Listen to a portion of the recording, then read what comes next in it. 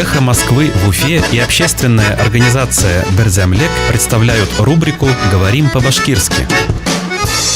Котенок. Бесей балаһы.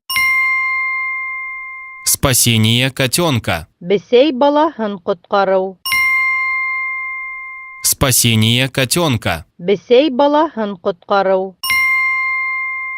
В Уфе спасатели достали котенка из вентиляционной шахты. Өфөлә ҡотҡарыусылар елләтеү шахтаһынан бесей балаһын сығарып алған.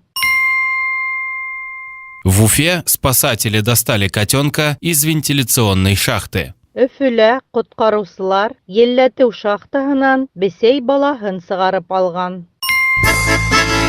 Эхо Москвы в Уфе и общественная организация Берзямлек представляют рубрику «Говорим по-башкирски».